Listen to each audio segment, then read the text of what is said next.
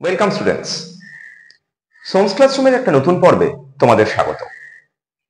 মাধ্যমিক 2025, এই মাধ্যমিক 2025-এর পরীক্ষার্থীদের জন্য আমরা এই বিশেষ পর্ব তৈরি করছি। আমরা এর আগের পর্বে দেখিয়েছি যে আমাদের ভূগোলের যে প্রথম অধ্যায়টি রয়েছে, অর্থাৎ বহির্জাত প্রক্রিয়া এবং তার দ্বারা সৃষ্ট ভূমিরূপ, সেটা সম্পর্কে বিস্তৃত আলোচনা। এই পর্বে এসে আমরা জানবো ভারত সম্পর্কে। তোমরা আগের পর্ব দেখে অনেকেই কমেন্টে জানতে চেয়েছিলে যে ভারত এবং মানচিত্র এই বিষয় নিয়ে যদি একটা ক্লাস করা হয়। তো সেই নিয়েই আজকের এই ভিডিও। তোমরা প্রত্যেকে ভালোভাবে দেখবে, তাহলে বুঝতে পারবে যে এখান থেকে কোন কোন প্রশ্নগুলো আসতে পারে এবং কোন জায়গাগুলো খুব ভালো করে খুঁটিয়ে পড়তে হবে। ভারত একটা বড় লেন্দি চ্যাপ্টার সিলেবাসের মধ্যে আমাদের, এবং এই চ্যাপ্টারটার মধ্যে অনেকগুলো ভাগ আছে। সেই প্রত্যেকটা ভাগ আমাদের ভালো করে তৈরি করতে হবে। প্রথমে যদি আসি ভারতের যে ভূমিকার পার্টটা রয়েছে, সেখানে আমরা দেখতে পাবো যে ভারতবর্ষ থেকে বেশ কিছু শর্ট প্রশ্ন, যেগুলো এমসিকিউতে বা 1 নম্বর মানের প্রশ্ন হিসেবে কিংবা মানচিত্রের মধ্যে আমাদের পরীক্ষায় আসে। সেখানে ভারতবর্ষের সীমানা, ভারতবর্ষের কোন দিকে কি রয়েছে সেগুলো যেমন আছে, তার পাশাপাশি ভারতবর্ষের উত্তরতম বিন্দু, যেটা আমরা ইন্দিরা পয়েন্ট বলে থাকি, মূল ভূখণ্ডের দক্ষিণতম বিন্দু, যেটাকে আমরা কন্যাকুমারিকা বলে থাকি, ভারতবর্ষের দক্ষিণতম বিন্দু, যেটাকে আমরা ইন্দিরা পয়েন্ট বলছি, এইগুলো সম্পর্কে আমরা ভালোভাবে জানতে পারবো। তো এই যে যাবতীয় বিষয়গুলো রয়েছে, সেগুলো সম্পর্কে আমাদের এই চ্যাপ্টারে জানতে হবে। এছাড়া এখানে আমরা বেশ কিছু শর্ট প্রশ্ন পাবো, যেমন বৃহত্তম কেন্দ্রশাসিত অঞ্চল, ক্ষুদ্রতম কেন্দ্রশাসিত অঞ্চল, এই বিষয়গুলো আমাদের জানতে হবে। তো সেগুলো সম্পর্কে তোমরা শর্ট প্রশ্ন হিসাবে বইতে দেওয়া আছে, পড়ে নেবে। প্রতিটা রাজ্যের রাজধানী এবং কেন্দ্রশাসিত অঞ্চলের রাজধানীগুলোর নাম দেওয়া আছে, সেগুলো একটু ভালো করে দেখবে। এবং মনে রাখবে, একটা শর্ট প্রশ্ন খুব আসে যে এই যে ভারতবর্ষের বিভিন্ন রাজ্যের ভাগগুলো করা হয়েছে, সেই ভাগগুলো কিন্তু করা হয়েছে মূলত প্রধান যে তার ক্রাইটেরিয়া, সেটা ছিল হচ্ছে ভাষা। এছাড়া আরো অনেকগুলো বিষয়ের উপর ভিত্তি করে ভারতের রাজ্যের বিভাগ করা হয়েছে। তোমরা ইতিহাসে শেষ অধ্যায় নিশ্চয়ই বিষয়টা জানতে পারবে ডিটেলসে। এরপর চলে আসছি আমরা ভারতবর্ষের দুটো ভাগ সম্পর্কে। দেখো, আমি বোর্ডের মধ্যে তোমাদেরকে দেখিয়েছি যে ভারতবর্ষকে আমরা দুটো ভাগে ভাগ করে এখানে আলোচনা করব পুরো চ্যাপ্টারটা জুড়ে। প্রথমে রয়েছে প্রাকৃতিক, তারপর রয়েছে অর্থনৈতিক। এই প্রাকৃতিক অংশের মধ্যে আমরা যেগুলো জানতে পারছি, ভারতের ভূপ্রকৃতি, জলনির্গম প্রণালী অর্থাৎ নদ নদী সম্পর্কে এবং হ্রদগুলো সম্পর্কে, জলবায়ু, মৃত্তিকা, স্বাভাবিক উদ্ভিদ, এই 5টা জিনিস নিয়ে ভারতের প্রাকৃতিক অংশটা পুরোটা তৈরি। প্রশ্ন কিন্তু এখান থেকে অবশ্যই একটা বড় প্রশ্ন 5 নম্বরের আসবে, মানচিত্র এখান থেকে প্রায় 5 নম্বরের আসবে, এবং তার পাশাপাশি আমরা দেখতে পাবো শর্ট প্রশ্ন, 2 মার্কসের 3 মার্কসের প্রশ্ন এখান থেকে কিন্তু যথেষ্ট পরিমাণে হয়ে থাকে। ফলে সেগুলো সবকটা খুব ভালোভাবে তোমাদের প্র্যাকটিস করতে হবে। এছাড়া অর্থনৈতিক ভূগোলের মধ্যে যদি আসি, তাহলে সেখানে আমরা দেখতে পাবো যে 4টে ভাগ রয়েছে তার। সেখানে রয়েছে কৃষি, শিল্প, জনসংখ্যা, পরিবহন ও যোগাযোগ ব্যবস্থা। এইগুলো সম্পর্কেও আমাদের ডিটেলসে আলোচনা করতে হবে। ভারতীয় কৃষির মধ্যে যেরকম ভাবে আমরা বিভিন্ন রকমের ফসলগুলো সম্পর্কে জানবো এবং তাদের ভৌগোলিক অবস্থা, অনুকূল ভৌগোলিক অবস্থা, সেগুলো সম্পর্কে মুখস্থ রাখতে হবে। শিল্পের মধ্যে বেশ কয়েকটা শিল্প কেন্দ্র এবং তাদের গড়ে ওঠার কারণ, এগুলো আমাদের ভালো করে পড়তে হবে। জনসংখ্যার মধ্যে আমরা দেখতে পাবো এখান থেকে একটা 5 নম্বরের বড় প্রশ্ন আমাদের ইম্পর্টেন্ট, সেটা হচ্ছে জনসংখ্যা বন্টনের তারতম্যের কারণ। সেটা ভালো করে দেখতে হবে। জনঘনত্ব কাকে বলে ভালো করে দেখতে হবে। নগরায়নের সম্পর্কে জানতে হবে এই বিষয়গুলো। আর পরিবহন ও যোগাযোগ ব্যবস্থা থেকে আমাদের বিভিন্ন পরিবহনের যে মাধ্যমগুলো আছে, স্থলপথে পরিবহন, জলপথে পরিবহন, আকাশপথে পরিবহন, এই সমস্ত পরিবহনগুলো সম্পর্কে এবং তাদের সুবিধা অসুবিধা কি, তাদের গুরুত্ব কি, সেগুলো সম্পর্কে পড়তে হবে। তো চলো আমরা ডিটেলসে আলোচনা শুরু করি। প্রথমে আমরা আলোচনা করব ভারতের ভূপ্রকৃতি নিয়ে। উত্তরের পার্বত্য অঞ্চল সম্পর্কে আমরা যখন দেখতে পাচ্ছি, সেখানে আমরা বিভিন্ন রকমের ভূমিরূপ লক্ষ্য করতে পারবো।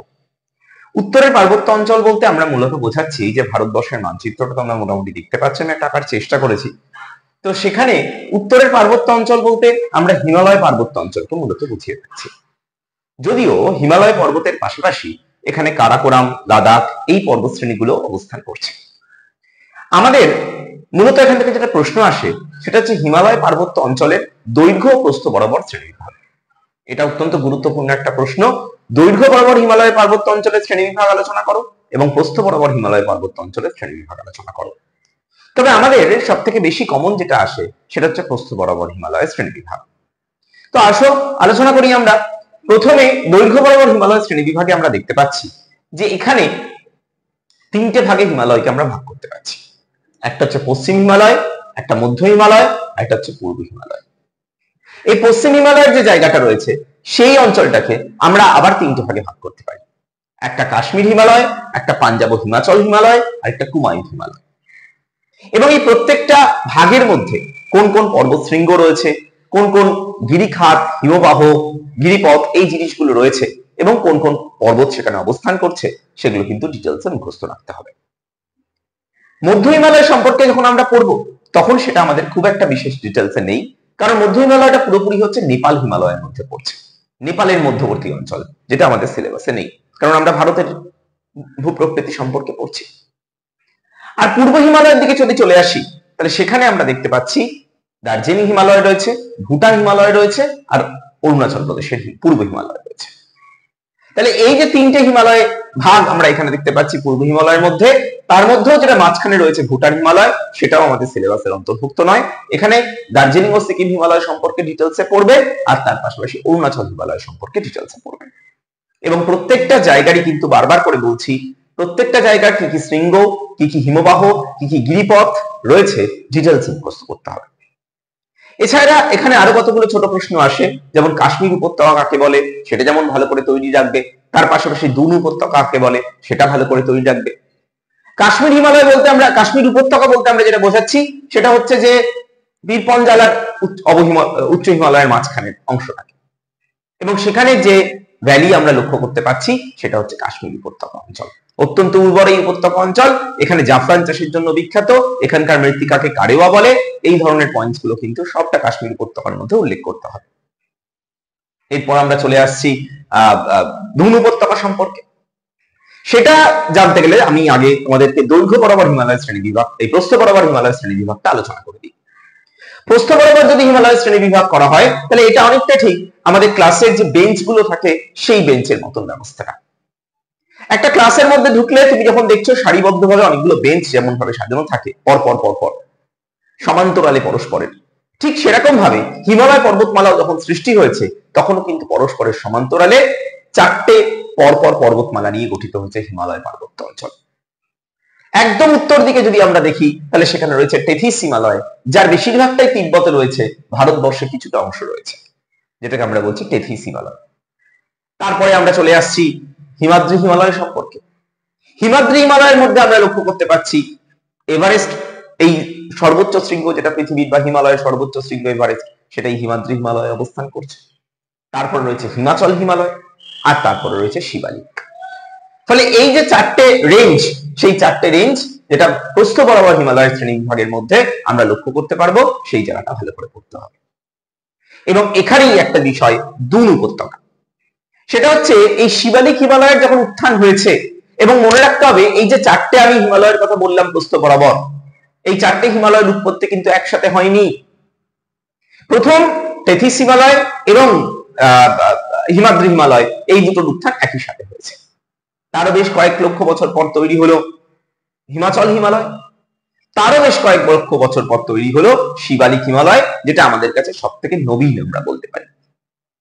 আর এই শিবালিক হিমালয় যেটা রয়েছে সেটা তৈরি হওয়ার আগে হিমাচল হিমালয়ের দিক থেকে যে সমস্ত নদীগুলো চলে আসতো, গঙ্গা এবং অন্যান্য নদীগুলো যেগুলো রয়েছে হিমালয় পর্বত থেকে যেগুলো উৎপত্তি লাভ করেছে, সেই সমস্ত নদীগুলো প্রবাহিত হয়ে এই শিবালিকের উৎপত্তির আগে এখান দিয়ে সেই নদীগুলো প্রবাহিত হয়ে যেত এরকম ভাবে। কিন্তু যখন এখান দিয়ে আমরা শিবালিককে উৎপত্তি হতে দেখতে পেলাম, শিবালিক হিমালয় তৈরি হলো, তখন এই নদীগুলো এইখানে এসে আটকে গেল। এবং সেই সময় আমরা দেখতে পেলাম এই নদীগুলো দীর্ঘদিন ধরে এই অঞ্চল জুড়ে আটকে রইল, এই অঞ্চল জুড়ে জমে রইল, এবং তাদের পলিগুলো সেখানে থিতিয়ে পড়তে শুরু করলো। তারপর একটা সময় তারা শিবালিককে কেটে তাদের চলার পথ তৈরি করলো এবং তাদের আগের গতি বজায় রাখলো।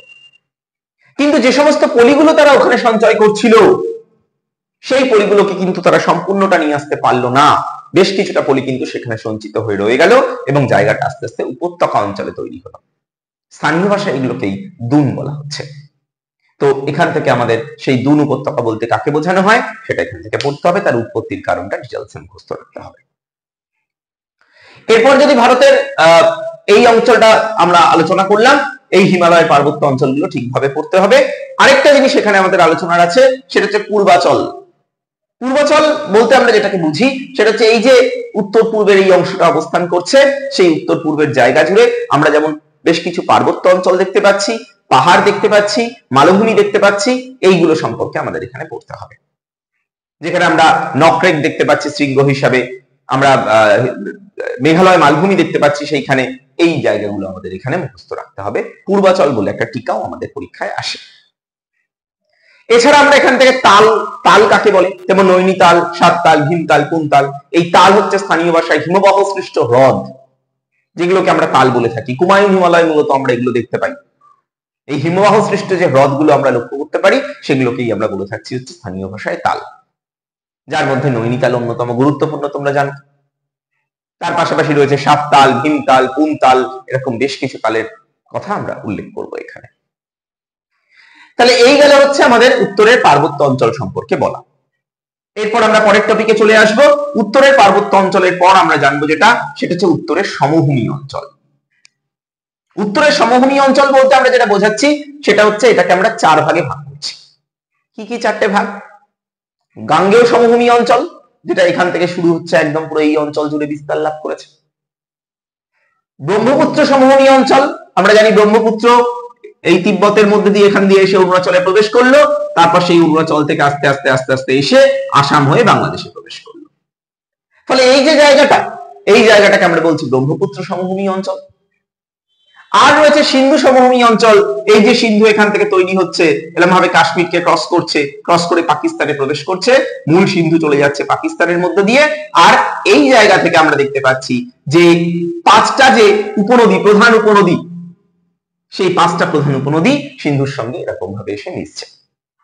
আমরা জানি পাঞ্জাব, এটা পঞ্চ নদের দেশ বলা হয়ে থাকে পাঞ্জাবকে।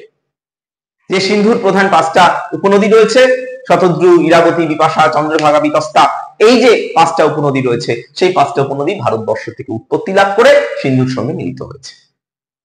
সিন্ধুর বাম তীরের প্রধান 5টা উপনদী, এবং এই সিন্ধু সমভূমি বলতে আমরা এই অঞ্চলটাকে বুঝিয়ে দিচ্ছি। তাহলে এখানটা ব্রহ্মপুত্র সমভূমি হয়ে গেল, এখানটা সিন্ধু সমভূমি হয়ে গেল, আর এই জায়গাটা জুড়ে আমাদের রয়েছে গাঙ্গেয় সমভূমি অঞ্চল, যেটা সব থেকে বৃহত্তম, ভারতবর্ষের সমভূমি অঞ্চলগুলোর মধ্যে সব থেকে বড়।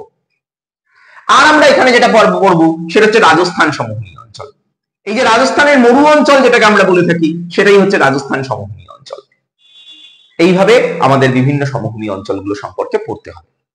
এবং এই উত্তরের সমভূমি অঞ্চলের মধ্যে সব থেকে গুরুত্বপূর্ণ যেটা আমি তোমাদেরকে বলতে পারি সেটা হচ্ছে গাঙ্গেয় সমভূমি অঞ্চল। এই গঙ্গা সমভূমি অঞ্চলকে আমরা আবার 3টে ভাগে ভাগ করেছি। কি কি 3টে ভাগ? উচ্চ গঙ্গা সমভূমি, মধ্য গঙ্গা সমভূমি এবং নিম্ন গঙ্গা সমভূমি। এই 3টে সমভূমি অঞ্চল সম্পর্কে আমাদের ডিটেলসে পড়তে হবে। তো এই গেল এই সমভূমির জায়গাটা। রাজস্থান সমভূমির মধ্যে বেশ কিছু ছোট ছোট প্রশ্ন আছে, রোহি কাকে বলে বা অন্যান্য প্রশ্নগুলো, সেগুলো ভালো করে পড়বে, 1 মার্কসের জন্য খুব গুরুত্বপূর্ণ আমি বলবো। আর গাঙ্গেয় সমভূমির মধ্যেও বেশ কিছু পার্থক্য, একটা তো খুব কমন আসে, ভাঙাড় এবং খাদারের পার্থক্য। ভাঙাড় বলতে আমরা বুঝে থাকি কি? প্রাচীন পলিমাটি। গাঙ্গেয় সমভূমির যে প্রাচীন পলিমৃত্তিকা সমৃদ্ধ অঞ্চল তাকে বলি ভাঙাড়, আর নবীন পলিমৃত্তিকা সমৃদ্ধ অঞ্চল তাকে বলি খাদার। সেই ভাঙাড় কাকে বলে, খাদার কাকে বলে, এছাড়াও এখানে ভাবর, তরাই, এইগুলো প্রশ্নগুলো আছে, সেগুলো দেখে ভালো করে মুখস্থ রাখতে হবে। এরপর যদি আমরা চলে আসি আমাদের পরের টপিক, সেটা হচ্ছে উপদ্বীপীয় মালভূমি অঞ্চল। উপদ্বীপের মালভূমি অঞ্চলটা কি আসলে? উপদ্বীপীয় মালভূমি অঞ্চল হচ্ছে, আমরা বলতে পারি, ভারতবর্ষের এই যে দক্ষিণের ভাগটা রয়েছে, এই যে উপদ্বীপীয় অঞ্চল, যার 3 দিক জুড়ে রয়েছে সমুদ্র, একদিকে রয়েছে স্থলভাগ, এইটা হচ্ছে ভারতবর্ষের বৃহত্তম উপদ্বীপীয় অঞ্চল। আর এই উপদ্বীপীয় অঞ্চলের মধ্যে আমরা বিভিন্ন ভাগ করছি। যেমন আমরা মূলত 3টে ভাগে ভাগ করতে পারি জায়গাটাকে। আমরা দেখতে পাচ্ছি হচ্ছে মধ্যভাগের মালভূমি অঞ্চল, আমরা দেখতে পাচ্ছি পূর্ব দিকের মালভূমি অঞ্চল, আমরা দেখতে পাচ্ছি দাক্ষিণাত্যের মালভূমি অঞ্চল। এই 3টে ভাগে আমরা জায়গাটাকে ভাগ করে এখানে আলোচনা করব, এবং এই জায়গাটা ভালো করে মুখস্থ রাখতে হবে। এখান থেকেও বেশ কিছু পাহাড়ের নাম এবং তাদের উচ্চতম শৃঙ্গের নাম, সেগুলো আমাদের ভালো করে পড়তে হবে। যেমন এর মধ্যেই আমরা পাচ্ছি বিন্ধ্য পর্বতকে, আমরা পাচ্ছি সাতপুরাকে, আমরা পাচ্ছি পশ্চিম ঘাটকে, আমরা পাচ্ছি পূর্ব ঘাটকে। এই গুরুত্বপূর্ণ সমস্ত পর্বতমালা, পর্বতগুলো এখানেই অবস্থান করছে, এবং এদের উচ্চতম শৃঙ্গগুলো কি কি, সেগুলো সম্পর্কে ডিটেলসে পড়তে হবে। এছাড়া পূর্বঘাট পশ্চিম ঘাটের পার্থক্য এটাও আমাদের এখানে পরীক্ষায় আসে, সেটাও ভালো করে আমাদের উল্লেখ করতে হবে। এই যে পূর্বঘাট পর্বতমালা যেটা এখান দিয়ে অবস্থান করছে এরকম ভাবে, পূর্বঘাট পর্বতমালা এরকম বিচ্ছিন্ন ভাবে অবস্থান করছে, আর এদিকে রয়েছে পশ্চিমঘাট পর্বতমালা। এই পূর্বঘাট আর পশ্চিমঘাট এই দুটো সম্পর্কে ডিটেলসে পড়বে। এদের উচ্চতম শৃঙ্গের নাম কি, এদের কোথায় কোথায় অবস্থান করছে, এদের ভূমিকা কি, সেগুলো সম্পর্কে ডিটেলসে পড়তে হবে। আর দাক্ষিণাত্যের যে মালভূমি অঞ্চল রয়েছে, অত্যন্ত গুরুত্বপূর্ণ একটা জায়গা, ব্যাসাল্ট শিলা দিয়ে গঠিত এই মালভূমি অঞ্চল, সেই দাক্ষিণাত্যের মালভূমি সম্পর্কেও পড়তে হবে। তাছাড়া এর মধ্যেই এই পূর্বের যে মালভূমি অঞ্চল তার মধ্যে যেটা পড়ছে সেটা হচ্ছে ছোটনাগপুর মালভূমি অঞ্চল, যেটা আমরা ভারতের খনিজ ভান্ডার বলে থাকি, সেটা সম্পর্কেও আমরা এখানে পড়বো। অর্থাৎ যে এই অঞ্চলগুলি যে মালভূমি অঞ্চলগুলো দেখতে পাওয়া যাচ্ছে সেগুলো সম্পর্কে এই উপদ্বীপীয় মালভূমি অঞ্চলে আমাদের মুখস্থ রাখতে হবে। এরপরের টপিকে যদি চলে আসি, সেটা হচ্ছে উপকূলীয় সমভূমি অঞ্চল। উপকূলীয় সমভূমি অঞ্চল বলতে আমরা যেটা বোঝাচ্ছি, ভারতবর্ষের দুটো উপকূলের কথা। একদিকে রয়েছে পশ্চিম উপকূল, একদিকে রয়েছে পূর্ব উপকূল, এবং দুটো উপকূলীয় সমভূমি সম্পর্কে ডিটেলসে পড়তে হবে। খুব ইম্পর্টেন্ট প্রশ্ন আমি বলবো এখান থেকে, সেটা হচ্ছে পশ্চিম এবং পূর্ব উপকূলীয় সমভূমির পার্থক্য আলোচনা করো। আর মনে রাখবে, পরীক্ষার খাতায় যখনই কোনো পার্থক্য লিখবে অবশ্যই কিন্তু বিষয় উল্লেখ করে লিখবে। বিষয় ছাড়া পার্থক্য লিখলে কিন্তু নাম্বার পাওয়া যায় না। সুতরাং সেক্ষেত্রে আমাদের কিন্তু অবশ্যই বিষয় উল্লেখ করতে হবে, কিসের ভিত্তিতে আমরা পার্থক্যটা তৈরি করছি বা কিসের ভিত্তিতে পার্থক্যটা বলছি, সেটা কিন্তু খুব গুরুত্বপূর্ণ। তা যাই হোক, পশ্চিম উপকূলীয় সমভূমি অত্যন্ত সংকীর্ণ উপকূলীয় সমভূমি, এবং সেটা তৈরি শুরু হচ্ছে একদম কাথিয়াবাড় উপদ্বীপ থেকে শুরু করে গুজরাট, তারপরে রয়েছে আমাদের মহারাষ্ট্রের উপকূলবর্তী অঞ্চল যেটাকে আমরা কোঙ্কণ উপকূল বলছি, তারপর আমাদের কর্ণাটক উপকূল অঞ্চল রয়েছে, তারপর কেরালা উপকূল অঞ্চল রয়েছে যেটাকে আমরা উপকূলীয় অঞ্চল হিসাবে আমরা দেখতে পাচ্ছি। তো এই উপকূলীয় অঞ্চলগুলো সম্পর্কে আমাদের এখানে পড়তে হবে। পূর্ব উপকূলীয় সমভূমিগুলো সম্পর্কেও আমাদের ডিটেলসে পড়তে হবে, যেখানে আমরা পাচ্ছি এখানে করমণ্ডল উপকূল পাচ্ছি, তাহলে এখানে কেরালা উপকূলে আমরা পাচ্ছি। পশ্চিম উপকূলটাকে যদি আমরা দেখি তাহলে আমরা নিচের দিকে কেরালার অংশটা যেটা রয়েছে সেটা হচ্ছে মালাবার উপকূল, তার উপরে রয়েছে কর্ণাটক উপকূল, তার উপরে মহারাষ্ট্রের অংশটা রয়েছে কোঙ্কণ উপকূল, তার উপরে রয়েছে গুজরাট সমভূমি বা গুজরাট উপকূলবর্তী অঞ্চল, তার উপরে কাথিয়াবাড় উপকূল। এইভাবে এই জায়গাটা আমাদের পড়তে হবে। এবং এর মধ্যে আরেকটা গুরুত্বপূর্ণ বিষয় রয়েছে, সেটাকে আমরা বলে থাকছি হচ্ছে রণ, কচ্ছের রণ। এই কচ্ছের রণ সম্পর্কেও আমরা ডিটেলসে পড়ব। তাছাড়া এই উপকূলীয় সমভূমি, মালাবার উপকূলীয় সমভূমি যেটা, সেখানে আমরা দেখতে পাচ্ছি কয়াল, যেখানে ভেম্বানাথ কয়াল হচ্ছে ভারতবর্ষের বৃহত্তম কয়াল। কয়াল বা ব্যাকওয়াটার্স কাকে বলা হয় এই সম্পর্কে ডিটেলসে পড়বে। নদ নদীর মধ্যে আমরা এটাকে পাচ্ছি, জল নির্গম প্রণালীর মধ্যে, পরে আসছি আলোচনায়। পূর্ব উপকূলীয় সমভূমির ক্ষেত্রে যদি আসি, তাহলে এখানে আমরা দেখতে পাচ্ছি পশ্চিমবঙ্গের থেকে শুরু হচ্ছে পূর্ব উপকূলীয় সমভূমির অঞ্চলটা, এই জায়গাটাকে আমরা বলছি উত্তর সরকার উপকূল। পশ্চিমবঙ্গ এবং উড়িষ্যা এই উপকূলটাকে একসাথে আমরা, অন্ধ্রপ্রদেশ এই জায়গাটাকে আমরা একসাথে বলে থাকছি উত্তর সরকার উপকূল। অন্ধ্রপ্রদেশের কিছুটা অংশকে বলছি অন্ধ্র উপকূল, আর নিচের দিকে রয়েছে তামিলনাড়ু উপকূলবর্তী অঞ্চল, যেটাকে আমরা বলছি করমণ্ডল উপকূল। এইভাবে প্রত্যেকটা উপকূলবর্তী অঞ্চল সম্পর্কে, উপকূলীয় সমভূমি সম্পর্কে আমাদের ডিটেলসে পড়তে হবে। প্রধান যে পার্থক্যটা এই উপকূলীয় দুটো উপকূলের, মানে পশ্চিম উপকূল আর পূর্ব উপকূলের ক্ষেত্রে, সেটা হচ্ছে তার বিস্তার। পশ্চিম উপকূল দেখবো আমরা অনেকটা সংকীর্ণ, কিন্তু উল্টো দিকে পূর্ব উপকূলীয় সমভূমি কিন্তু অনেকটা বিস্তৃত আমরা দেখতে পাবো। তো এছাড়া অন্যান্য যে পার্থক্যগুলো আছে সেগুলো সম্পর্কে পড়বে। প্রত্যেকটা উপকূলীয় অঞ্চল কিন্তু ভালো করে মুখস্থ রাখতে হবে আমাদেরকে। এরপরের টপিকে যদি চলে আসি, সেটা হচ্ছে দ্বীপ অঞ্চল। দ্বীপ অঞ্চল বলতে আমরা সাধারণত দুটো জায়গাকে বুঝিয়ে থাকছি। একটা হচ্ছে ভারতবর্ষের এখানে রয়েছে আন্দামান নিকোবর দ্বীপপুঞ্জগুলো, আর এখানে রয়েছে হচ্ছে আমাদের লাক্ষাদ্বীপপুঞ্জ। এই আন্দামান নিকোবর দ্বীপপুঞ্জ আর লাক্ষাদ্বীপপুঞ্জ এইগুলো সম্পর্কে আমাদের জানতে হবে, এবং এই জায়গার মধ্যে কোন কোন সর্বোচ্চ শৃঙ্গগুলো রয়েছে, এখানকার অবস্থা কিরকম, সেগুলো সম্পর্কে ডিটেলসে পড়তে হবে। এই যে ভূপ্রকৃতির পুরো জায়গাটা আলোচনা করলাম, এখান থেকে কিন্তু বেশ কিছু প্রশ্ন আমাদের পরীক্ষায় আসে, এবং তার পাশাপাশি ম্যাপ পয়েন্টিং, অত্যন্ত গুরুত্বপূর্ণ ম্যাপ পয়েন্টিং এই জায়গা থেকে আমাদের আসবে। যেমন বিভিন্ন শৃঙ্গগুলোর নাম, বিভিন্ন পর্বতগুলোর নাম, মালভূমিগুলোর নাম, সমভূমিগুলোর নাম, উপকূলীয় অঞ্চলগুলোর নাম, প্রত্যেকটা উপকূল, মালাবার উপকূল কতটা, কর্ণাটক উপকূল কতটা, করমণ্ডল উপকূল কতটা, সেগুলো ভালো করে মুখস্থ রাখতে হবে। এই হচ্ছে বেসিক্যালি আমাদের ভারতের ভূপ্রকৃতির অংশটা নিয়ে আলোচনা করা হলো। এবার আমরা পরবর্তী টপিকে আলোচনা করব ভারতবর্ষের জলনির্গম প্রণালী সম্পর্কে। ভারতের নদ নদী সম্পর্কে আলোচনায় আমরা যেটা দেখতে পাচ্ছি সেটা হচ্ছে আমরা দুটো ভাগে ভাগ করতে পারি মূলত, উত্তর ভারতের নদ নদী এবং দক্ষিণ ভারতের নদ নদী। উত্তর ভারতের নদ নদীগুলোর মধ্যে তিনটে নদী হচ্ছে প্রধান: সিন্ধু, গঙ্গা, ব্রহ্মপুত্র। এবং মানচিত্রের ক্ষেত্রে যদি আমরা দেখি তাহলে সিন্ধু এদিক থেকে চলে যাচ্ছে, গঙ্গা এদিক থেকে চলে যাচ্ছে, আর ব্রহ্মপুত্র যেটা সেটা এরকম ভাবে এসে অরুণাচল প্রদেশ দিয়ে ঢুকে আসাম হয়ে বাংলাদেশে ঢুকছে। তাহলে এই যে প্রধান তিনটে নদ নদী, এদের সম্পর্কে ভালো করে আমরা পড়বো। এদের উপনদীর নাম কি, এদের শাখা নদীর নাম কি, এদের দৈর্ঘ্য, এদের বিস্তার, কোন কোন অঞ্চলের উপর দিয়ে প্রবাহিত হচ্ছে, সেগুলো সম্পর্কে ডিটেলসে পড়বো। কোত্থেকে উৎস সবচেয়ে ভালো ইম্পর্টেন্ট উৎস, বিশেষ করে ব্রহ্মপুত্রের ক্ষেত্রে আমি বলবো যে এই ব্রহ্মপুত্র বিভিন্ন জায়গায় বিভিন্ন নামে পরিচিত হয়েছে। তিব্বতে যখন উৎপত্তি লাভ করছে তখন একটা নাম, পরবর্তীকালে অরুণাচলে প্রবেশ করছে একটা নাম, আসামে প্রবেশ করছে একটা নাম। এবং এই যে ব্রহ্মপুত্র নামটা, এটা কিন্তু মূলত আসামে, আসাম অঞ্চলের, আসাম রাজ্যটির মধ্য দিয়ে যতক্ষণ এই নদীটা প্রবাহিত হয়েছে ততক্ষণ এর নাম ব্রহ্মপুত্র। তারপরে আবার বাংলাদেশে প্রবেশ করেই পদ্মা নাম হয়ে গেছে, ফলে যমুনা নাম হয়ে গেছে। এইভাবে আমরা বিভিন্ন ক্ষেত্রে এই নদীগুলোর পরিবর্তনগুলো লক্ষ্য করতে পারছি। গঙ্গার ক্ষেত্রে যদি আসি, তাহলে গঙ্গা নদী আমরা জানি একদম পার্বত্য, হিমালয় পার্বত্য অঞ্চল থেকে সৃষ্টি হচ্ছে, গঙ্গোত্রী হিমবাহ থেকে সৃষ্টি হচ্ছে, তারপরে সে রুদ্রপ্রয়াগের কাছে মিলিত হচ্ছে অলকানন্দা এসে, তারপরে একসাথে মিলিত হয়ে সেখানে গঙ্গা নাম নিয়ে ক্রমাগত নিচের দিকে প্রবাহিত হয়ে হরিদ্বারের কাছে এসে সেটা সমভূমিতে পতিত হচ্ছে, তারপর ধীরে ধীরে এগিয়ে আসছে পূর্ব দিকে, পশ্চিমবঙ্গের কাছাকাছি এসে রাজমহল পাহাড়ের কাছে এসে এটার মূল শাখা বাংলাদেশের দিকে চলে যাচ্ছে পদ্মা নাম নিয়ে, আর আরেকটা শাখা ভাগীরথী হুগলি নাম নিয়ে দক্ষিণের দিকে নেমে আসছে, যেটা পশ্চিমবঙ্গের মধ্যে দিয়ে গিয়ে বঙ্গোপসাগরে পতিত হচ্ছে। এই যে গতিপথ, গঙ্গার গতিপথ খুব গুরুত্বপূর্ণ প্রশ্ন, এটা কিন্তু 5 মার্কসের প্রশ্ন হিসেবে দিতে পারে। সিন্ধু আর ব্রহ্মপুত্র যদিও গতিপথ আমাদের খুব একটা আসে না, সেখান থেকে শর্ট প্রশ্ন আসারই চান্স বেশি, তবে গঙ্গার গতিপথটা কিন্তু খুব ভালো করে মুখস্থ রাখবে। এরপর চলে আসি আমি দক্ষিণ ভারতের নদ নদীগুলো সম্পর্কে। দক্ষিণ ভারতের ক্ষেত্রে আমরা পরপর যে নদীগুলোর কথা উল্লেখ করতে দেখতে পাই সেটা হচ্ছে, প্রথমে আমরা আসছি মহানদীর ক্ষেত্রে, যেটি উড়িষ্যার মধ্যে দিয়ে আসছে, তারপরে চলে আসছি আমরা গোদাবরীর ক্ষেত্রে, তারপরে চলে আসছি আমরা কৃষ্ণার ক্ষেত্রে, আর শেষে গিয়ে আমরা দেখছি কাবেরী। তাহলে মহানদী, গোদাবরী, কৃষ্ণা, কাবেরী, এই চারটে নদী সম্পর্কে আমাদের ডিটেলস এখানে পড়তে হবে।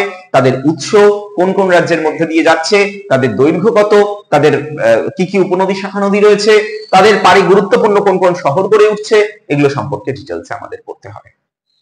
এছাড়া দক্ষিণ ভারতের আরো দুটো গুরুত্বপূর্ণ নদী, একটা হচ্ছে তাপ্তি আর একটা হচ্ছে নর্মদা। এই নর্মদা এবং তাপ্তি এই দুটো নদী সম্পর্কেও আমাদের জেনে রাখতে হবে। এখান থেকে একটা ইম্পর্টেন্ট প্রশ্ন আমাদের আসে খুব, সেটা হচ্ছে নর্মদা এবং তাপ্তি কেন পশ্চিম বাহিনী হয়েছে, আর নর্মদা ও তাপ্তি নদীর মোহনায় কেন বদ্বীপ গড়ে ওঠেনি। এই দুটো প্রশ্ন কিন্তু আমাদের পরীক্ষায় খুব আসে। আমি একটু সংক্ষেপে বলে দিই তোমাদেরকে। নর্মদা এবং তাপ্তি পশ্চিম বাহিনী হওয়ার কারণ, ভারতবর্ষের এই যে দক্ষিণের অংশ, উপদ্বীপীয় অংশ, এই অংশটা কিন্তু অ্যাকচুয়ালি ভূপ্রাকৃতিকগত ভাবে যদি আমি এদের ঢালটা দেখতে পাই, তাহলে সেটা হচ্ছে পূর্ব দিকে হেলে অবস্থান করছে। আর এই পূর্ব দিকে হেলে অবস্থান করার জন্য বেশিরভাগ নদীগুলো সবকটাই যেগুলো এই ভারত থেকে উৎপন্ন লাভ করছে, সেগুলো সমস্ত গিয়ে বঙ্গোপসাগরে পতিত হচ্ছে। কিন্তু নর্মদা এবং তাপ্তি নদী কিন্তু গ্রস্ত উপত্যকার মধ্যে দিয়ে প্রবাহিত। আমরা গ্রস্ত উপত্যকা সম্পর্কে ক্লাস 9-এ জেনেছি যে দুটো স্তূপ পর্বতের মধ্যবর্তী স্থানে যে উপত্যকা আমরা দেখতে পাই তাকে গ্রস্ত উপত্যকা বলা হয়। এই নর্মদা আর তাপ্তি যেহেতু গ্রস্ত উপত্যকার মধ্যে দিয়ে প্রবাহিত, তাই এগুলোতে কিন্তু পশ্চিম বাহিনী হয়েছে। সাধারণত এই যে নদী, সাধারণত নদী কি করে, নিজের গতিপথ নিজে তৈরি করে কেটে, কিন্তু নর্মদা তাপ্তির ক্ষেত্রে ডিফারেন্স, আগে থেকে তৈরি হওয়া ছিল জায়গাটা, নদীটা শুধু সেখান দিয়ে প্রবাহিত হয়েছে। মানে এই গ্রস্ত উপত্যকাগুলো আগে থেকেই তৈরি হওয়া ছিল, সেইখান দিয়ে প্রবাহিত হয়েছে, তাই জন্য এই দুটো নদী পশ্চিম বাহিনী।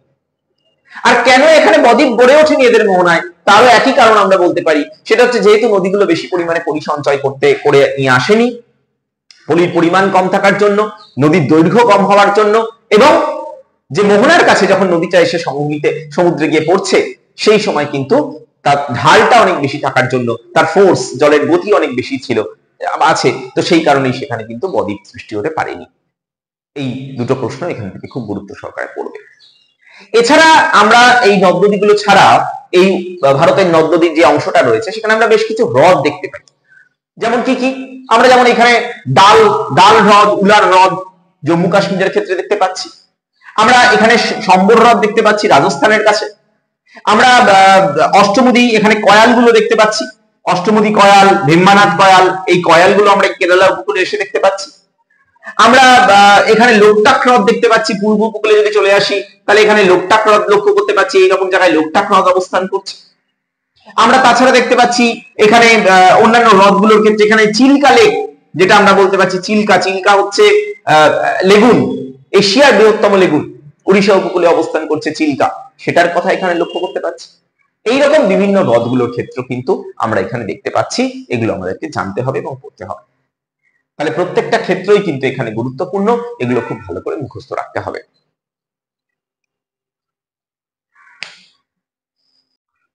ভারতের জলবায়ু, ভারতের জলবায়ু নিয়ে আমাদের বেশ কতগুলো গুরুত্বপূর্ণ প্রশ্ন পরীক্ষায় আসে, বিশেষ করে 5 মার্কসের প্রশ্ন এখান থেকে খুব ভালোই আসে। এর মধ্যে আমরা কতগুলো ভাগে ভারতের জলবায়ুকে আলোচনা করতে পারি, কি কি প্রশ্ন আসে সেই প্রশ্নের উপর ভিত্তি করে। যেমন প্রথমেই রয়েছে জলবায়ুর বৈচিত্র্য। ভারতবর্ষের জলবায়ু বৈচিত্র্যপূর্ণ জলবায়ু এবং উষ্ণতার ক্ষেত্রে যথেষ্ট বৈচিত্র্য দেখতে পাই। আমরা উত্তর ভারতের যেরকম উষ্ণতা দেখতে পাচ্ছি, পশ্চিম ভারতে একই রকম নয়, দক্ষিণ ভারতে একই রকম নয়। প্রত্যেকটা জায়গার জলবায়ুর ক্ষেত্রে আমরা কিন্তু বৈচিত্র্য লক্ষ্য করতে পারি। যদি আমরা ভারতবর্ষকে বলে থাকছি মৌসুমী জলবায়ুর দেশ, কিন্তু তার মধ্যেই অনেকগুলো কিন্তু উপজলবায়ু দেখতে পাই। উত্তর দিকে গেলে পার্বত্য জলবায়ু দেখতে পাবো, পশ্চিম দিকে গেলে আমরা মরু জলবায়ু দেখতে পাবো, দক্ষিণ দিকে গেলে আমরা নিরক্ষীয় জলবায়ু দেখতে পাবো, কারণ দক্ষিণের অংশটা নিরক্ষরেখার অনেক কাছাকাছি অবস্থান করছে। ফলে এই যে বিভিন্ন ধরনের জলবায়ু দেখতে পাচ্ছি আমরা, এটাই আমরা জলবায়ুগত বৈচিত্র্য বলে থাকছি। এছাড়া ভারতবর্ষের জলবায়ুর মধ্যে আমরা দেখতে পাচ্ছি বায়ু প্রবাহের ক্ষেত্রে বৈচিত্র্য আছে, কারণ গ্রীষ্মকালে যে দিক থেকে বায়ু প্রবাহিত হচ্ছে, শীতকালে তার উল্টো দিক থেকে বায়ু প্রবাহিত হচ্ছে। গ্রীষ্মকালে মূলত দক্ষিণ পশ্চিম মৌসুমী বায়ু প্রবাহিত হচ্ছে ভারতবর্ষের দক্ষিণ পশ্চিম দিক দিয়ে, এই দিক থেকে, আর শীতকালে প্রবাহিত হচ্ছে উত্তর পূর্ব দিক থেকে, অর্থাৎ এদিক থেকে বায়ুটা প্রবাহিত হয়ে আসছে। তার ফলে এই বায়ু প্রবাহের ক্ষেত্রে বৈচিত্র্য দেখতে পাচ্ছি। বৃষ্টিপাতের ক্ষেত্রে বৈচিত্র্য লক্ষ্য করতে পাচ্ছি, তার কারণ বৃষ্টিপাত সব জায়গায় সমান নয়। আমরা দেখতে পাচ্ছি পশ্চিম ভারতের রাজস্থানের থর মরুভূমি, যেখানে বৃষ্টিপাতের পরিমাণ 50 সেন্টিমিটারের কম, সেই একই জায়গায় ভারতবর্ষের মধ্যেই আমরা পূর্ব প্রান্তে যদি দেখি, তাহলে আমরা দেখবো এখানে চিরাপুঞ্জিতে আমরা যেখানে দেখতে পাচ্ছি প্রায় 1100 সেন্টিমিটারের বেশি বৃষ্টিপাত হয়ে থাকছে। ফলে এইভাবেই একটা বৈচিত্র্যময় অবস্থা বিরাজ করছে। আমরা উত্তরের লাদাখ, সেখানে বৃষ্টিচ্ছায় অঞ্চল লক্ষ্য করতে পাচ্ছি, বৃষ্টিপাতের পরিমাণ কম। আমরা পশ্চিমবঙ্গে দেখতে পাচ্ছি 250 সেন্টিমিটারের কাছাকাছি বৃষ্টিপাত হচ্ছে। এবং সব থেকে অদ্ভুত ব্যাপার যেটা, সেটা হচ্ছে তামিলনাড়ু উপকূল, করমন্ডল উপকূল, যেখানে বছরে দুবার বৃষ্টিপাত হচ্ছে, একবার দক্ষিণ পশ্চিম মৌসুমী বায়ুর প্রভাবে, একবার উত্তর পূর্ব মৌসুমী বায়ুর প্রভাবে। ফলে বৃষ্টিপাতের ক্ষেত্রেও কিন্তু এই ব্যাপক বৈচিত্র্যটা আমরা লক্ষ্য করতে পারছি ভারতবর্ষের ক্ষেত্রে। ভারতবর্ষের জলবায়ুর আরেকটা বৈচিত্র্যের বিষয়ে আমরা বলতে পারি যে এখানে গ্রীষ্মকাল এবং শীতকাল, এই দুয়ের মধ্যে একটা ব্যাপক পার্থক্য। শীতকাল এখানে শুষ্ক, কারণ শীতকালে প্রবাহিত হচ্ছে উত্তর পূর্ব মৌসুমী বায়ু, যে মৌসুমী বায়ু যখন স্থলভাগের উপর দিয়ে প্রবাহিত হয়ে আসে বলে তার মধ্যে জলীয় বাষ্প থাকে না, তাই সেটা বৃষ্টিপাত ঘটাতে পারছে না, তাই শীতকাল শুষ্ক। কিন্তু গ্রীষ্মকাল এখানে আর্দ্র। গ্রীষ্মকালে আমরা দেখতে পাচ্ছি দক্ষিণ পশ্চিম মৌসুমী বায়ু বঙ্গোপসাগরীয় অঞ্চল, ভারত মহাসাগরীয় অঞ্চল থেকে বিপুল পরিমাণে জলীয় বাষ্প সংগ্রহ করে নিয়ে ভারতবর্ষের মধ্যে প্রবেশ করছে, তার ফলে এর প্রভাবে বৃষ্টিপাত সংঘটিত হচ্ছে। তাহলে এটাও একটা বৈচিত্র্যতা আমরা দেখতে পাচ্ছি। তাহলে এভাবেই ভারতের জলবায়ুর মধ্যে আমরা বিভিন্ন ধরনের বৈচিত্র্য দেখতে পাই। এটা একটা 5 মার্কসের প্রশ্ন হিসেবে আসতে পারে, ভারতের জলবায়ুর বৈচিত্র্য লেখো বা ভারতের জলবায়ুর বৈশিষ্ট্য লেখো, এরকম ধরনের প্রশ্ন হতে পারে। এরপরের টপিকে যদি চলে আসি, সেটা হচ্ছে জলবায়ুর নিয়ন্ত্রক সমূহ। ভারতবর্ষের জলবায়ুর প্রধান নিয়ন্ত্রক হচ্ছে মৌসুমী বায়ু, কারণ মৌসুমী বায়ু ভারতবর্ষের জলবায়ুকে নিয়ন্ত্রণ করছে, কারণ মৌসুমী বায়ু সারা বছর ধরে ভারতবর্ষের উপর দিয়ে প্রবাহিত হয়, কখনো উত্তর পূর্ব দিক থেকে, কখনো দক্ষিণ পশ্চিম দিক থেকে। এবং এই মৌসুমী বায়ুর দ্বারাই ভারতবর্ষে কখন বৃষ্টিপাত হবে, কখন উষ্ণতা কিরকম থাকবে, এই সবটা নিয়ন্ত্রিত হয়। তাই মৌসুমী বায়ু হচ্ছে ভারতবর্ষের জলবায়ুর প্রধান নিয়ন্ত্রক। এছাড়া গুরুত্বপূর্ণ নিয়ন্ত্রক হিমালয় পার্বত্য অঞ্চল, কারণ হিমালয় পার্বত্য অঞ্চলে বাধাপ্রাপ্ত হয়েই কিন্তু দক্ষিণ পশ্চিম মৌসুমী বায়ু বৃষ্টিপাত ঘটাচ্ছে গোটা ভারতবর্ষ জুড়ে। যেটা আমরা পড়ে এসেছি, ছোট ক্লাসে পড়েছি আমরা, শৈলক্ষেপ বৃষ্টিপাত। জলীয় বাষ্পপূর্ণ বায়ু যখন পর্বতের গায়ে গিয়ে ধাক্কা লাগে, তারপর সেই জলীয় বাষ্পপূর্ণ বায়ু পর্বতের ঢালবে, আস্তে আস্তে উপর দিকে উঠতে থাকে এবং তার উষ্ণতা কমে যায়, জলীয় বাষ্প ধারণ ক্ষমতা কমে যায়, তখন সেখান থেকে বৃষ্টিপাত সংঘটিত হয়। সেই শৈলক্ষেপ বৃষ্টিপাত মূলত ভারতবর্ষে আমরা লক্ষ্য করতে পারি, আর সেটা হয় হচ্ছে দক্ষিণ পশ্চিম মৌসুমী বায়ু হিমালয় পার্বত্য অঞ্চলে বাধাপ্রাপ্ত হওয়ার জন্য। তাহলে সেক্ষেত্রে হিমালয় পার্বত্য অঞ্চল একটি গুরুত্বপূর্ণ নিয়ন্ত্রক হিসাবে কাজ করছে এখানে। এছাড়া হিমালয় পার্বত্য অঞ্চলের আরেকটা গুরুত্বপূর্ণ ভূমিকা হচ্ছে উষ্ণতার নিয়ন্ত্রণে। উত্তরের যে শীতল সাইবেরীয় বায়ু, যেটা চীনের উপর দিয়ে এসে তিব্বতের উপর দিয়ে এসে ভারতে প্রবেশ করতে চাইছিল, কিন্তু হিমালয় পার্বত্য অঞ্চল থাকার জন্য সেটা বাধাপ্রাপ্ত হয়ে যায়, তাই কলকাতায় বরফ পড়ে না। তো সেই কারণের জন্যই আমরা দেখতে পাচ্ছি যে উষ্ণতাকে অনেকটা নিয়ন্ত্রণ করতে পারছে হিমালয় পার্বত্য অঞ্চল, এই জন্য এর নিয়ন্ত্রকের ভূমিকাটাও কিন্তু যথেষ্ট বেশি। এছাড়া ভারতবর্ষের অবস্থান, তার অক্ষাংশগত অবস্থান, সেটাও অনেকটা নিয়ন্ত্রণ করছে ভারতবর্ষের জলবায়ুকে। কারণ ভারতবর্ষের যদি দক্ষিণ প্রান্তটা আমরা খেয়াল করি, তাহলে সেটা 8 ডিগ্রির কাছাকাছি, মূল ভূখণ্ডের অংশটা যদি দেখি 8 ডিগ্রির কাছাকাছি, অর্থাৎ নিরক্ষীয় অঞ্চলের অনেকটাই কাছাকাছি। আমরা বলতে পারি যে ট্রপিক্যাল এরিয়াতে অর্থাৎ ক্রান্তীয় অঞ্চলে অবস্থান করছে ভারতবর্ষ। ভারতবর্ষের মধ্যবর্তী স্থান দিয়ে আমরা জানি কর্কট ক্রান্তি রেখা চলে গেছে 23.5 ডিগ্রি উত্তর অক্ষরেখা, এবং তার ফলে ভারতবর্ষে কিন্তু দক্ষিণ অংশটা উষ্ণতা অনেকটাই বেশি থাকছে। ফলে সেই অক্ষরেখাগুলো কিন্তু ভারতবর্ষের জলবায়ুর গুরুত্বপূর্ণ নিয়ন্ত্রক হয়ে উঠেছে। এছাড়া ভূপ্রকৃতি ভারতবর্ষের জলবায়ুর গুরুত্বপূর্ণ নিয়ন্ত্রক। থর মরুভূমির ভূপ্রকৃতি যেরকম আমাদের পশ্চিমবঙ্গের ভূপ্রকৃতি একরকম নয়, এই ভূপ্রকৃতিগত তারতম্য কিন্তু জলবায়ুর বৈচিত্র্যকে সৃষ্টি করেছে, তাকে নিয়ন্ত্রণ করছে কোথায় কি ধরনের জলবায়ু থাকবে। এরপর যদি চলে আসি ঋতু বৈচিত্র্য, ভারতবর্ষের ঋতুর মধ্যে আমরা দেখি 4টে ঋতু হচ্ছে প্রধান ঋতু আমরা দেখতে পাচ্ছি। গ্রীষ্ম ঋতু, তারপর রয়েছে বর্ষা ঋতু, শরৎ ঋতু এবং শীত ঋতু। এই যে 4টে প্রধান ঋতু অবস্থান করছে, সেই ঋতুগুলো কিন্তু একের পর এক ক্রমান্বয়ে ভারতবর্ষে আসছে। এর মধ্যে যদি আমি একটু বর্ষা ঋতু সম্পর্কে আলোচনা করি, এই যে মৌসুমী বায়ু, সেটা মূলত বর্ষা ঋতুতে পশ্চিমবঙ্গ ভারতবর্ষে প্রবেশ করছে। দক্ষিণ পশ্চিম মৌসুমী বায়ু, এই জায়গাটা একটু আমি বুঝিয়ে দিই তোমাদেরকে। দক্ষিণ পশ্চিম মৌসুমী বায়ু যেটা, সেটা ভারতবর্ষের দক্ষিণ পশ্চিম প্রান্ত দিয়ে ভারতবর্ষে প্রবেশ করছে, এবং ভারতবর্ষের এই কেরালা উপকূল সেখানে এসে ধাক্কা মারার পর এটা কিন্তু দুটো ভাগে ভাগ হয়ে যায়। একটা হয়ে যায় বঙ্গোপসাগরীয় শাখা, আর একটা হয়ে যায় আরব সাগরীয় শাখা। এই যে দুটো শাখা এবার ভারতবর্ষের মধ্যে প্রবেশ করছে। আরব সাগরীয় শাখার কথা যদি বলি, তাহলে এই শাখা আস্তে আস্তে উত্তর দিকে বিস্তার লাভ করছে এবং প্রথমে কেরালায়, তারপর কর্ণাটকে, তারপর গোয়া, তারপর মহারাষ্ট্র, তারপর গুজরাট, এইভাবে প্রত্যেকটা উপকূল দিয়ে ঢুকছে এবং বৃষ্টিপাত ঘটাচ্ছে। এই পশ্চিমঘাট পর্বতমালা এখান দিয়ে অবস্থান করছে, সেই পর্বতমালায় গিয়ে ধাক্কা খাচ্ছে, ধাক্কা খেয়ে বিপুল পরিমাণে বৃষ্টিপাত সংঘটিত হচ্ছে। কিন্তু এই বায়ুটা যখন নাকি গুজরাট উপকূল দিয়ে ঢুকলো, ঢোকার পর এখানে রয়েছে আরাবল্লী পর্বত। এই আরাবল্লী পর্বতের পাশ দিয়ে সমান্তরালে এই বায়ুটা চলে যায়, ধাক্কা খাচ্ছে না, ফলে এই অঞ্চলটা কিন্তু বৃষ্টিহীন থাকছে, যার জন্য এখানে থর মরুভূমি সৃষ্টি হচ্ছে। যদি আরাবল্লী পর্বতের অবস্থান আড়াআড়ি ভাবে হতো, তাহলে বাধাপ্রাপ্ত হতো, বৃষ্টিপাত সংঘটিত হতে পারত। কিন্তু আরাবল্লী পর্বতের সমান্তরালে অবস্থান, মানে আড়াআড়ি ভাবে না থেকে সমান্তরালে থাকার জন্য বায়ু প্রবাহের সঙ্গে, তার জন্য কিন্তু বায়ুটা বেরিয়ে চলে যাচ্ছে, বৃষ্টিপাত সংঘটিত করতে পারছে না, ফলে থর মরুভূমি সৃষ্টি হচ্ছে। আবার যদি বঙ্গোপসাগরীয় শাখার প্রসঙ্গে বলি, তাহলে এই বায়ুটা কিন্তু প্রচুর পরিমাণে জলীয় বাষ্প সংগ্রহ করে একদম বাংলাদেশের মধ্যে দিয়ে গিয়ে এইখানে রয়েছে গারো খাসি জয়ন্তিয়া হিলস। সেই গারো খাসি জয়ন্তিয়া হিলসে ধাক্কা লাগছে এবং চেরাপুঞ্জিতে পৃথিবীর মধ্যে সব থেকে বেশি বৃষ্টিপাত সংঘটিত করতে পারছে। সেই বৃষ্টিপাত সংগঠনের পর আস্তে আস্তে সেটা হিমালয় পর্বতে ধাক্কা লাগছে এবং ধাক্কা লাগার পর আস্তে আস্তে পূর্ব দিকে, এই পশ্চিম দিকে চলে আসছে এবং তারপর পশ্চিমবঙ্গের মধ্যে বৃষ্টিপাত ঘটিয়ে বিহার, উত্তরপ্রদেশ হয়ে দিল্লির দিকে চলে যাচ্ছে। এইভাবে ক্রমান্বয়ে বৃষ্টিপাতের পরিমাণ কিন্তু আস্তে আস্তে কমতে থাকছে। যেখানে পশ্চিমবঙ্গে আমরা প্রায় 250 সেন্টিমিটার বৃষ্টিপাত, গড় বৃষ্টিপাত দেখতে পাই, সেখানে পাটনা, বিহারে কিন্তু সেখানে 200 দেখতে পাবো। উত্তরপ্রদেশের কানপুর, সেখানে আমরা দেখতে পাবো 150। দিল্লি, সেখানে আরো কমে যাচ্ছে, 100 সেন্টিমিটার বৃষ্টিপাত হচ্ছে। তাহলে এইভাবে যত আমরা পশ্চিম দিকে যাচ্ছে বায়ুটা, হিমালয় পর্বতের পাদদেশ ধরে যত এগোতে থাকছে পশ্চিম দিকে, ততই বৃষ্টিপাতের পরিমাণ কমতে থাকছে।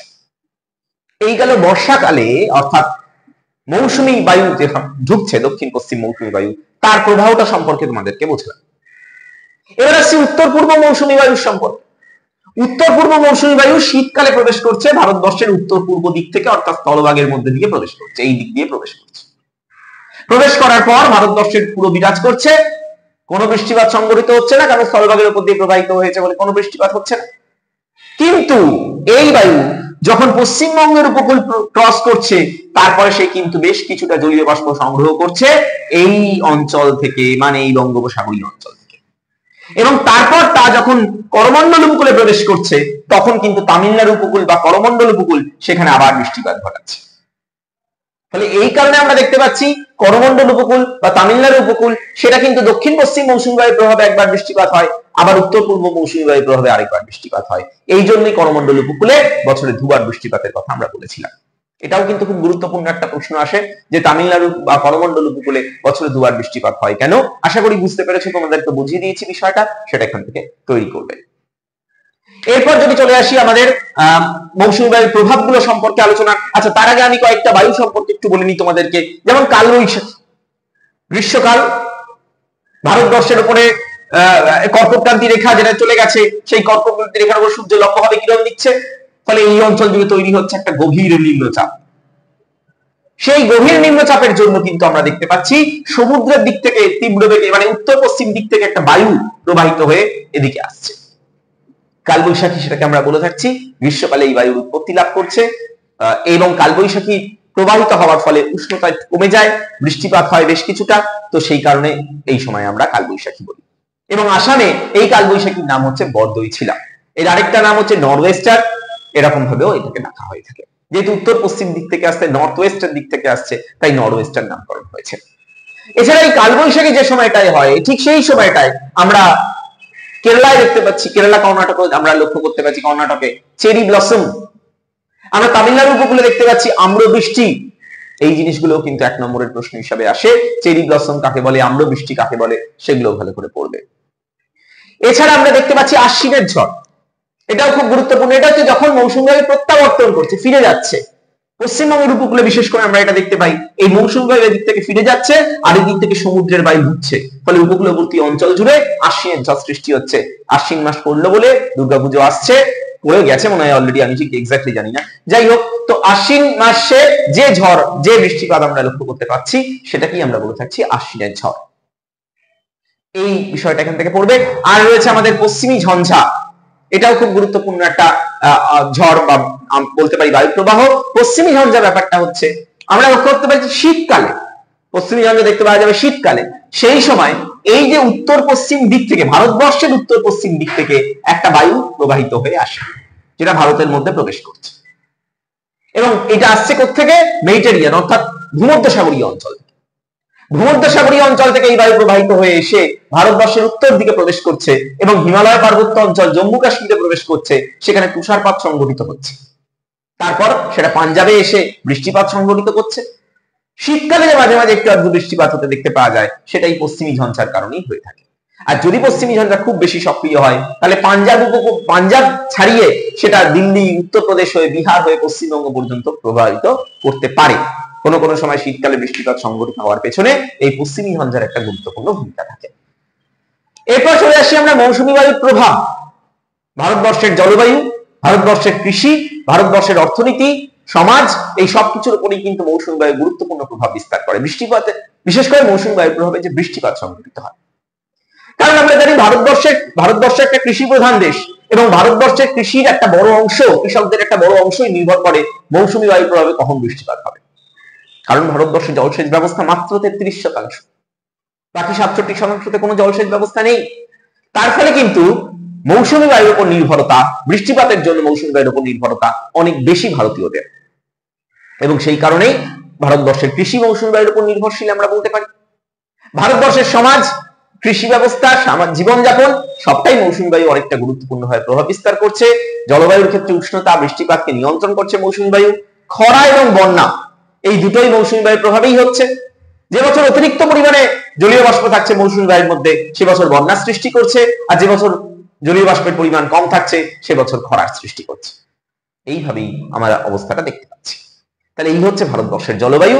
এটা থেকে গুরুত্বপূর্ণ বেশ কিছু প্রশ্ন আমাদের পড়তে হবে, বিশেষ করে 5 মার্কসের প্রশ্ন এখান থেকে আমাদের পরীক্ষায় আসে।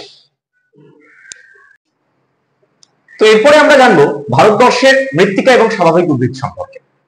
ভারতবর্ষের মৃত্তিকা এবং স্বাভাবিক উদ্ভিদ এ প্রসঙ্গে আলোচনা করতে গিয়ে আমাদের প্রথমেই যেটা বলতে হয় যে মৃত্তিকা এবং স্বাভাবিক উদ্ভিদ কিন্তু পরস্পরের সঙ্গে সম্পর্কযুক্ত। আমরা যেরকম ভাবে বেশ কিছু মৃত্তিকার শ্রেণীবিভাগ ভারতে দেখতে পাচ্ছি, তার পাশাপাশি স্বাভাবিক উদ্ভিদের বেশ কিছু শ্রেণীবিভাগ ভারতবর্ষে রয়েছে। মৃত্তিকার প্রসঙ্গে যদি আসি, আমরা মূলত এখানে পলিমৃত্তিকা, কৃষ্ণ মৃত্তিকা, ল্যাটেরাইট মৃত্তিকা, লোহিত মৃত্তিকা, পার্বত্য মৃত্তিকা এবং মরু মৃত্তিকা লক্ষ্য করতে পারছি। এই প্রত্যেকটা মৃত্তিকায় খুব ভালো করে পড়তে হবে, তাদের বৈশিষ্ট্য কি কি, কোন কোন জায়গা জুড়ে সেগুলো অবস্থান করছে সেগুলো ভালো করে জানতে হবে। একটু যদি ডিটেলসে আসি, প্রথমে রয়েছে পলিমৃত্তিকা। ভারতবর্ষের সব থেকে বেশি যে মৃত্তিকা দেখতে পাচ্ছি সেটা হচ্ছে পলিমৃত্তিকা।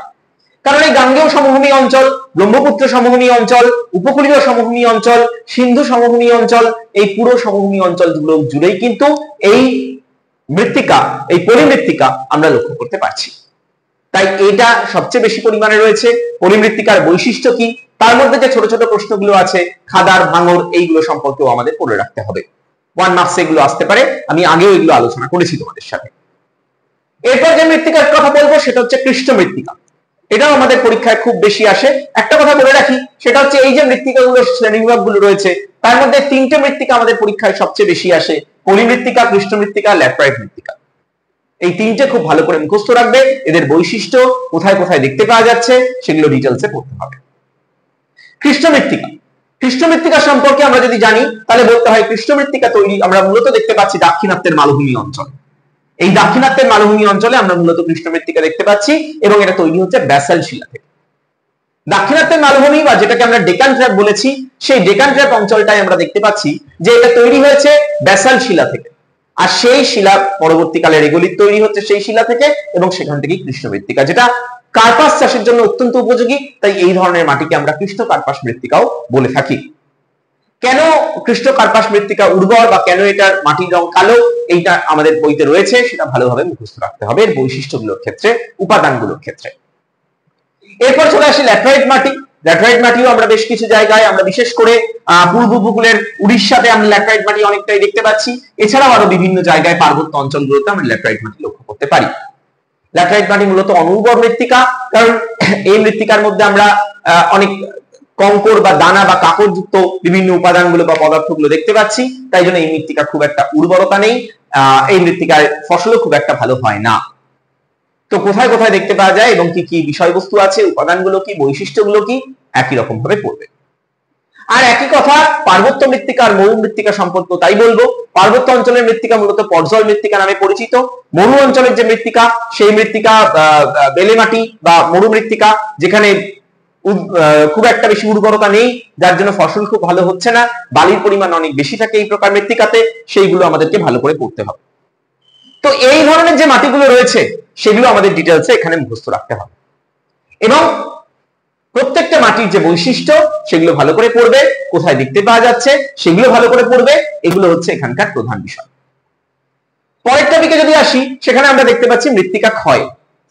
মৃত্তিকা ক্ষয়ের কারণ কি, কেন মৃত্তিকা ক্ষয় হয়, এইটা আমাদেরকে এখানে ভালো করে জানতে হবে, এবং মৃত্তিকা ক্ষয় প্রতিরোধের উপায়গুলো কি সেটাও আমাদের ভালো করে পড়তে হবে। 3 নম্বর মানের প্রশ্ন এখান থেকে আমাদের মূলত আসে। একটু আলোচনা করি। মৃত্তিকা ক্ষয়ের কারণের ক্ষেত্রে যদি আমরা দেখি, তাহলে সেখানে আমরা সবচেয়ে বেশি পরিমাণে যে মৃত্তিকা ক্ষয়ের প্রসেসটা দেখতে পাচ্ছি সেটা হচ্ছে জলপ্রবাহের দ্বারা ক্ষয়। প্রবাহিত জল, যেটাকে আমরা সারফেস রান অফ বলে থাকি, ভূপৃষ্ঠের উপর দিয়ে যে জল প্রবাহিত হচ্ছে বৃষ্টিপাতের ফলে, সেই প্রবাহিত জল বা জলপ্রবাহ সেটা মৃত্তিকার মধ্যে বিভিন্ন পদ্ধতিতে ক্ষয় করছে। যেমন চাদর ক্ষয় সৃষ্টি করতে পারে। মৃত্তিকার উপরিস্তর যদি পুরোপুরি এক জায়গা থেকে ওয়াশ আউট হয়ে যায় ঢালের ফলে, তখন তাকে আমরা চাদর ক্ষয় বলে থাকি। নালিক ক্ষয় সৃষ্টি করতে পারে, র্যাভাইন ক্ষয় হতে পারে, গালিক ক্ষয় হতে পারে। এই ধরনের বিভিন্ন ধরনের ক্ষয়গুলো আমরা লক্ষ্য করতে পাচ্ছি মৃত্তিকা ক্ষয়ের মধ্যে, যেগুলো জলপ্রবাহের দ্বারা ক্ষয় হচ্ছে। এছাড়া বায়ু প্রবাহের দ্বারাও মৃত্তিকার ক্ষয় সংঘটিত হতে পারে, সেটাও আমাদের কাছে গুরুত্বপূর্ণ, সেটা ভালো করে পড়তে হবে। এইরকম ভাবে বিভিন্ন বৃক্ষচ্ছেদন, এটা মৃত্তিকা ক্ষয়ের একটা অন্যতম কারণ। আমরা গাছপালা কেটে ফেলছি, আধুনিকভাবে কৃষি জমি তৈরি করছি, বা এই সমস্ত কারণগুলোর জন্য মৃত্তিকা ক্ষয় প্রাধান্য লাভ করছে। তারপরে মৃত্তিকা ক্ষয়ে মৃত্তিকাকে সংরক্ষণ কি করে করব, তারপরে প্রতিরোধের উপায় বা সংরক্ষণ করা, মৃত্তিকা সংরক্ষণ কি করে করব, যার প্রথমেই আমরা বৃক্ষরোপণ, প্রচুর পরিমাণে গাছ লাগাতে হবে। গাছ কি করে, মাটিকে শক্ত করে আঁকড়ে ধরে থাকে, যার জন্য মৃত্তিকা ক্ষয়ের পরিমাণটাকে আমরা হ্রাস করতে পারি। এছাড়াও বৈজ্ঞানিক পদ্ধতিতে কৃষিকাজ করতে হবে, সমোন্নতি রেখা বরাবর চাষ করতে হবে, এইরকম বিভিন্ন পয়েন্ট দেখবে বইতে আছে। এটা 3 নম্বরের গুরুত্বপূর্ণ প্রশ্ন। 3-4টে পয়েন্ট ডিটেইলসে মুখস্থ রাখবে প্রত্যেকে। নেক্সট টপিকে চলে আসি আমরা স্বাভাবিক উদ্ভিদ প্রসঙ্গে। যেমন ভাবে আমরা মৃত্তিকা শ্রেণী বিভাগ দেখতে পাই ভারতবর্ষে, ঠিক সেরকম ভাবে বেশ কিছু প্রকার স্বাভাবিক উদ্ভিদ ভারতবর্ষে দেখতে পাওয়া যায়। তার ভাগগুলো প্রধানত যেগুলো করা হয়েছে, তার প্রথমেই রয়েছে নিরক্ষীয় চিরহরিত অরণ্য। যেটা ভারতবর্ষের বেশ কিছু অঞ্চল জুড়ে দেখতে পাওয়া যাচ্ছে। বিশেষ করে নিরক্ষীয় চিরহরিত অরণ্য আমরা দেখতে পাই পশ্চিমঘাট পর্বতের পশ্চিম উপকূল জুড়ে, আন্দামান নিকোবর দ্বীপপুঞ্জ জুড়ে। এই জায়গা জুড়ে আমরা মূলত দেখতে পাচ্ছি হচ্ছে নিরক্ষীয় চিরহরিত অরণ্য। ডিটেলসে মুখস্থ করবে, মনে রাখবে 5টা পয়েন্ট এখানে আমাদের মাথায় রাখার ব্যাপার। প্রথম কথা, অবস্থান। কোথায় আমরা নিরক্ষীয় চিরহরিত অরণ্য দেখতে পাবো, জায়গার নামগুলো প্রথমে অবস্থান দিতে হবে। দ্বিতীয়ত হচ্ছে নিরক্ষীয় চিরহরিত অরণ্যে কোন কোন গাছ দেখতে পাচ্ছি। তৃতীয়ত হচ্ছে নিরক্ষীয় চিরহরিত অরণ্যের বৈশিষ্ট্যগুলো কি, মানে অরণ্যের বৈশিষ্ট্য। চতুর্থত হচ্ছে জলবায়ুটার বৈশিষ্ট্য, মানে কি ধরনের জলবায়ু হলে নিরক্ষীয় চিরহরিত অরণ্য দেখতে পাবো। আর পঞ্চমত হচ্ছে নিরক্ষীয় চিরহরিত অরণ্যের ব্যবহার, এই গাছগুলোর ব্যবহার কি। এই যে 5টা পয়েন্ট বললাম আমি, আই রিপিট, নিরক্ষীয় চিরহরিত অরণ্য বা যে কোনো অরণ্যেরই অবস্থান করবে, সেখানকার জলবায়ুর বৈশিষ্ট্য পড়বে, সেখানকার উদ্ভিদের বৈশিষ্ট্য পড়বে, সেখানকার উদ্ভিদের নাম পড়বে, সেখানকার উদ্ভিদের ব্যবহার পড়বে। এই 5টা করে পয়েন্ট যদি লিখতে পারো ঠিকভাবে, তাহলে ফুল মার্কস পাবে। তাহলে এইভাবে প্রত্যেকটা নিরক্ষীয় চিরহরিত অরণ্য সম্পর্কে যেমন পড়বো, তার পাশাপাশি যে অন্যান্য অরণ্যগুলো আছে সেগুলো সম্পর্কেও আমাদের মুখস্থ রাখতে হবে। যেমন পর্ণমোচী অরণ্য রয়েছে, যেমন ম্যানগ্রোভ অরণ্য রয়েছে, যেমন মরু উদ্ভিদ রয়েছে। এই সমস্ত উদ্ভিদগুলো সম্পর্কে আমাদের ডিটেলসে এখানে মুখস্থ রাখতে হবে। বিশেষ করে ম্যানগ্রোভ অরণ্যের যে অভিযোজনগত বৈশিষ্ট্য আছে, খুব পরীক্ষায় আমাদের আসে। যেমন তার মধ্যে আমরা দেখতে পাই জরায়ুজ অঙ্কুরোদ্গম দেখতে পাচ্ছি, শ্বাসমূল ঠেসমূলের ব্যবহার দেখতে পাচ্ছি। এই জিনিসগুলো ভালো করে মুখস্থ রাখতে হবে। এই হচ্ছে স্বাভাবিক উদ্ভিদের বিভিন্ন শ্রেণী বিভাগগুলো গেল, সেগুলো ভালো করে মুখস্থ রাখবে। এরপরে লাস্ট টপিকে চলে আসি, স্বাভাবিক উদ্ভিদের সংরক্ষণ কি করে করব, মানে অরণ্য সংরক্ষণ। আমাদের অরণ্য দিনের পর দিন হ্রাস পাচ্ছে। কোন একটা জায়গায় অরণ্য থাকা উচিত অন্তত 33%, সেখানে আমাদের ভারতবর্ষের সেটা 16-17% অব্দি অরণ্য রয়েছে। বিভিন্ন জায়গায় আমরা দেখতে পাচ্ছি। মধ্যপ্রদেশে অরণ্যের পরিমাণ অনেক বেশি আছে, মিজোরামে অরণ্য অনেক বেশি আছে, কিন্তু অন্যান্য জায়গাগুলোতে অরণ্যের পরিমাণ যথেষ্ট কম। তাহলে সেই অরণ্যকে সংরক্ষণ করতে হবে। সেই অরণ্য সংরক্ষণের উপায়গুলো কি কি, সেগুলো আমাদের ভালো করে মনে রাখতে হবে। পরিণত বৃক্ষ কাটতে হবে, অপরিণত বৃক্ষচ্ছেদন রোধ করতে হবে, পশুচারণ ভাবে বৈজ্ঞানিক পদ্ধতিতে করতে হবে, অনিয়ন্ত্রিত পশুচারণকে রোধ করতে হবে। এই জিনিসগুলো আমাদের এখানে মুখস্থ রাখতে হবে মূলত। আর লাস্ট যে অংশটা নিয়ে আলোচনা করব, সামাজিক বনসৃজন আর কৃষি বনসৃজন সম্পর্কে। সামাজিক বনসৃজন বলতে আমরা বুঝি যে পতিত জমিতে, যেগুলো অব্যবহৃত জমি, সেই জমিতে যখন সমাজের কিছু মানুষ, একটা অঞ্চলের কিছু মানুষ তারা বৃক্ষরোপণ করছে এবং সেই গাছগুলোকে বড় করছে, বড় করে তুলে তা থেকে বিভিন্ন বনজ সম্পদ বিক্রি করছে মার্কেটে, করে তাদের একটা আর্থিক লাভ হচ্ছে, যেমন তার পাশাপাশি পরিবেশের উন্নতি হচ্ছে। এটাকে আমরা বলছি সামাজিক বনসৃজন। আর কৃষি বনসৃজন কি, একজন কৃষক তার পতিত জমি, তার নিজস্ব জমি, ব্যক্তিগত জমি, সেটা যদি পতিত হয়, সেখানে অনুর্বর হয়, তখন সেখানে বিভিন্ন প্রকার গাছপালা লাগাচ্ছে এবং তার মধ্যে দিয়ে তার নিজস্ব অর্থনৈতিক উন্নতি যেমন হচ্ছে, পরিবেশের উন্নতি হচ্ছে। এটাকে আমরা বলে থাকছি কৃষি বনসৃজন। সামাজিক ও কৃষি বনসৃজনের পার্থক্য, এটাও আমাদের কাছে গুরুত্বপূর্ণ। তাহলে এই যে আমরা পুরো আজকে আলোচনা করলাম ভারতবর্ষের প্রাকৃতিক অংশটাকে নিয়ে, ভূপ্রকৃতি, নদ নদী, জলবায়ু, মৃত্তিকা, স্বাভাবিক উদ্ভিদ, এই যে বিষয়গুলো নিয়ে আলোচনা করলাম, এই ডিটেলসটা তোমরা আশা করি বুঝতে পারবে ভালোভাবে। যদি কিছু না বুঝতে পারো তাহলে অবশ্যই কমেন্টে লিখে জানাবে। আর তার পাশাপাশি আমি বলবো যে মানচিত্র, এই জায়গা থেকে মানচিত্রটা অত্যন্ত গুরুত্বপূর্ণ। প্রত্যেকটা মানচিত্র খুব ভালো করে করতে হবে। মানচিত্রের উপরে একটা বিশেষ ক্লাস আমি পরবর্তী কোনো পর্বে নেব। এই জায়গাটা ভালো করে তৈরি রাখতে হবে।